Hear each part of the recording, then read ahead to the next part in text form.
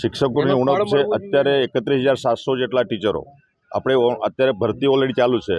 TET 1, TET 2, TAT માધ્યમિક, TAT ઉચ્ચ માધ્યમિક, એચમેટ, ટાટ, આ જે કેટેગરી વાઇઝ આપણી જે ભરતીઓ અત્યારે ચાલુ છે, અત્યારે આપણી જે 11-12 ને અત્યારે પ્રોસેસ ચાલુ છે। જૂના શિક્ષકોની અમે 2260 જેટલા ઓર્ડરો આપી દીધા છે। એમને ઓર્ડરમાં જણાવ્યું છે કે ભાઈ પોતાના સ્કૂલનું શિક્ષણ અને પરીક્ષણ કાર્ય પૂર્ણ થયેથી છૂટા કરવામાં આવશે ને એના પછી આપણે 11-12ના જે શિક્ષક મિત્રો છે એનું સર્ટિફિકેટ વેરિફિકેશન ઓલરેડી થઈ ચૂક્યું છે।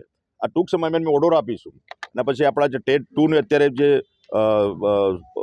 સર્ટિફિકેટ વેરિફિકેશનનો કાર્યક્રમ ચાલે છે અને ટેટ 1નું ચાલશે અને જે પછી ખૂટતી કડી છે પૂરી 1 જૂન સુધીમાં તમામ જે અમારી આ ભરતી પ્રક્રિયા છે અમે પૂર્ણ કરીશું અને જે ખૂટતી કડી છે જે શિક્ષકોને એ પરિપૂર્ણ કરીશું। આ સતત ચાલતી પ્રક્રિયા છે।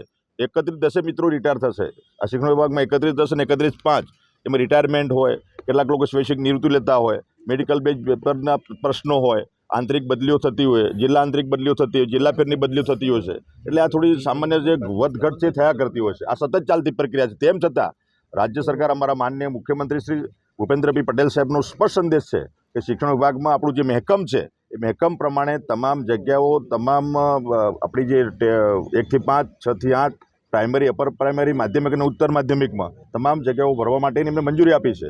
અને મને કહેતા બાબતનો આનંદ છે કે કચ્છનો જે પ્રશ્ન હતો, કચ્છમાં શિક્ષકો જે જાય અને પછી જિલ્લા ફેરમાં 10 વર્ષ પછી પોતાના જિલ્લાની માંગણી કરીને જતા હતા, એના માટે માનનીય ભૂપેન્દ્રભાઈ પટેલ સાહેબનો આપણે આભાર માનવો રહ્યો।